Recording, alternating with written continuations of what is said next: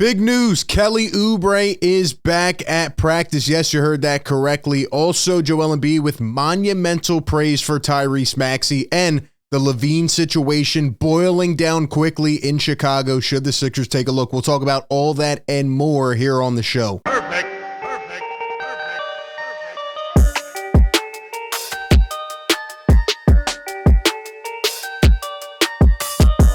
What is up, everybody? RB here. Welcome into Philly Take with RB. Do me a favor, if you enjoy these types of videos, hit that like button, hit the subscribe button, help us continue to grow. Ring the bell so you don't miss any of the coverage. We are back finally with an off day. It feels like the Sixers have played 10 million games in the last 2 weeks, but we have some updates, some news to jump into. Who had this team starting out 10-3 in their first 13 games? I know I probably didn't, and you didn't either. This team has been a surprise, and they are about to get some more reinforcements that can really help them tighten up moving forward. But what a great start to the season, and one of the reasons for that the Sixers have definitely been lacking over the last couple games is one Kelly Oubre. Speaking of which, he is back at practice. This is a great sign. A lot of speculation, a lot of storyline in terms of what's going on with Oubre. Well, what we do know is that he was back at practice today, and here's a video from Keith Pompey. He's getting some cardio work in, able to, move around. I mean, the reports are that he had broken ribs and cuts and bruises and, moving all over the place. It's good to see him getting some light jogging in here, doing a couple sprints and drills, etc. And even in addition to that, how about this? Kelly Oubre doing shooting drills with Rico Hines. Kelly Oubre getting some shots up. This is a great sign. Woj reported a few days ago that he would probably be back, sometime in a couple weeks. Now it's starting to look like that report is accurate, man. You lose 16 points per game, and not only that, the swagger, the toughness, and the ability to defend the perimeter like Kelly Oubre. This is why I wanted the Sixers to sign him. I knew not having to take as many shots would really optimize his role. And damn it, he was playing a really, really good style of basketball to start this season, especially on a minimum contract. Talk about bang for your buck. And I think just adding this guy back to the mix, a really solid role player that knows how to play that role. And I think, again, Nick Nurse has really hammered that idea down to these guys playing as a team. I really think team basketball, great sign to see him at practice. And Nick Nurse commented on Kelly Oubre today. He says, quote, "I think getting him moving was the first step. Getting him into some contact and things is the next step. I think after tomorrow, we will have a better read on his timeline." So great updates here. We'll keep our eye out and see how that goes. Another guy that has been such an underrated piece, right? Everybody talked about this Harden trade and moving Harden, getting draft capital and getting Covington back on the Sixers and the young athletic KJ Martin. Everybody forgot that, Nicolas Batum has been around the block for a while, man. Nicolas Batum has been so great. Do you know that the Sixers have only lost one game with Kelly Oubre, and they're 5-0 with Nicolas Batum? 0-2 when Batum doesn't play, or 1-2 actually. They won one game without him. 1-2 when he doesn't play, 5-0 when he does play. Okay, Nicolas Batum is such a great glue guy for this team, and for so long, the Sixers have not had competent forwards, most specifically small forwards, right? Other than Jimmy Butler, who else have they had that has played that position so naturally and been able to do such, easy, simple things, catch and shoot and, be a good passer and get guys open and just know how to space the floor around Joel Embiid and a point guard like a Tyrese Maxey? Other than Jimmy Butler, who have they had in the last 10 years? Nobody. I'd say the last competent small forward other than Jimmy may have been Andre Iguodala. And it's nice to finally have these glue guys. And a lot of people could argue that rather than star hunting, this is what they actually have needed. The Kelly Oubres of the world, right? The guys that don't need the ball in their hands 5 million times per game. The Nicolas Batums, he just knows how to do everything. And Joel Embiid, after last night's game, called him the key. He says, quote, "He's the key. He's special. With the way that we play, he just fits everything that we need. Great shooter, great defense, great passer, great basketball IQ. He fits everything we need." And I agree. And Nicolas Batum talked about the recent situation. He said he's been away due to his wife having a health condition, which comes first. And I totally understand. I hope his family's doing better, and I hope he's around to stay now because, damn, this team needs him. He is a great role player. He got shuffled in that James Harden trade and nobody really talked about him. But damn it, even at 34, 35 years old, he can still play basketball at a high level, and he is showing it for this team. I love the way he's playing. Speaking of which, this team is led by who other than Tyrese Maxey and Joel Embiid. And did you guys know that through the first 13 games of the season, these two are the best duo in the NBA? This was the graphic they showed on the game yesterday. They're averaging 58.8 points per game, a little bit up after yesterday. But damn, man, the chemistry is amazing. Getting rid of James Harden not only helped this team, by getting the drama away, but it allowed Maxey to take that leap. And if he can truly, consistently take this leap this year, this duo right here is going to be very hard to stop, especially in the two-man game. I mean, the way Maxey is shooting now, his confidence, that little sidestep, and then the step back three. I mean, Maxey is cooking right now. He's probably leading the all-star voting when it comes to guards in the Eastern Conference, him and Halliburton. And Joel Embiid is having another MVP season so far.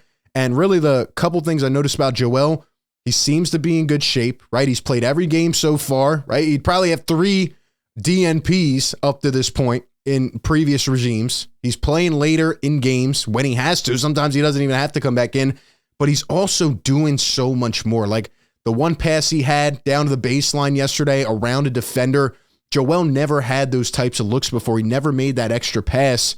And I think Nick Nurse's effect on him has just really made him a more well-rounded basketball player. I think he took everything personal from last year in the playoffs as he should have, right? He did not come up big when he needed to. And I think he's taking all that personal and he's reflecting on himself. And he even said in the preseason and the training camp, we're playing a different style of ball. I want to get everybody else involved, right? Every time we get to the third quarter now, he's got 13 rebounds. When did he do that before? We used to constantly try to pry boards out of Joel Embiid. He would have, 8 for the game. We always wanted 10. Now he's getting 13 average. It's too easy. And when it comes to dominance, these two have been the best in the league. In fact, the Sixers are the only team with 2 guys leading top 10 in scoring, Joel Embiid and Tyrese Maxey, so far to this point in the season. I love what Joel said about Tyrese. He says, quote, he's a superstar. He's one of one. Once you become a star, a superstar in the league, everything changes. From the beginning, I've always believed in him. He's going to keep getting better. And how can you not believe in Tyrese, that confidence, that smile? He's just so happy to go out there and play the game he loves every single day. He continues to get better. The couple deficiencies he's had, he's worked on so well. I mean, just extreme growth when it comes to shooting, defending on the perimeter. Tyrese, man, there is no limit. Like I said on the pod with Paul and Nick, and we were talking about Tyrese, what did Paul say? Even the week before, no ceiling. There is no ceiling. We have not seen this level of growth from a young guy like this. It is insane, and I can't wait to see where he takes it. On the other hand, speaking of taking it, Zach LaVine is taking it away from Chicago. He's done, man. He is done. Here was a video the other night. They were down, I think, like 20-1 in this game. Somehow they come back and win. And Zach LaVine was not excited whatsoever. And Billy Donovan got pissed off. The Bulls front office was pissed off because this was LaVine after a big comeback win. Watch his body language right here. Reporter tries to talk to him. Get out of my way. The fans, look, Cruz, what's going on here? What's going on? We just won, man. LaVine says, get out of my way. The body language is terrible. He even talked openly about the Bulls a couple days ago, saying it's just business at this point. He wants out of there so bad. And the Bulls are like 5-9 right now. They're going downhill. DeRozan's on a contract year. They're going to trade him. It's time for them to hit the reset. Get rid of Caruso while you can. Get the high assets that you can. Get LaVine out of there. Get DeRozan. Lonzo, who knows if he'll come back. It's time for the Bulls to hit reset. I told you this offseason they should have. And they're going downhill very quickly. LaVine is not happy. And here is what a Reddit user said who was sitting right by that incident there. He was behind the bench. Rich Paul came out and tried to say it was overblown, but after reading these couple paragraphs here from someone that was right in front of it, essentially he just says that LaVine told that reporter or whoever else was in his way, he said, I'm effing tired, get out of my way. And that's just not the type of body language that you want to see, especially from the star of a team. After a big comeback win like that, he's just so disgusted. He's fed up. He's tired of it. The fit never made sense. He doesn't like the coach. He wants out of there. The question is, though, should the Sixers be at the top of the list in trying to acquire him? At this point, like I said a couple days ago, the Sixers have all the leverage in the world. They have a ton of draft capital now, and they can sit back and wait, evaluate a couple months, and kind of see how this situation plays out. They can see what other stars become available in the league. They can see which teams go downhill. That is why they have the benefit right now. So if you're asking me, I would not pull the trigger on any trade. Also, I do not want a guy on the team who's going to act like that. The Sixers have had plenty of them, and I don't want that. Not saying he would do that here. I think he's just disgusted at the point of where he's at, but I don't want to see that here in Philly. And honestly, if Maxey continues to take this leap, and Tobias Harris has been maybe the most underrated player this year, playing so physical, averaging 20 a game, getting to the rim, playing his best ball right now, playing freely, being decisive.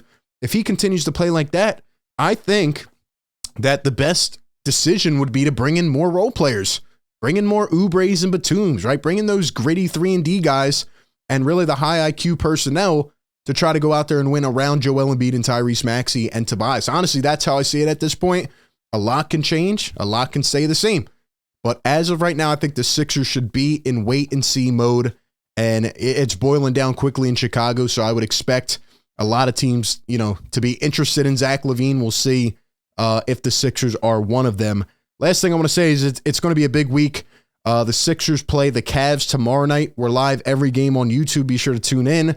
Cavs have been iffy this year, not really impressing a lot of people. But then on Wednesday, second of a back-to-back, they play Minnesota, who right now is leading the Western Conference. They've been lethal this year. And then on Saturday, after the Thanksgiving break, they play OKC, who is 10-4 right now. They're on a 5-game win streak.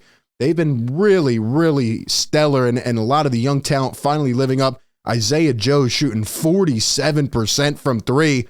They're going to be out and running on that floor. The Sixers better be ready, and if they can stack up a couple big wins against these teams, I think it'll be huge. But the question is, will they do it, right? Going to be a tough week.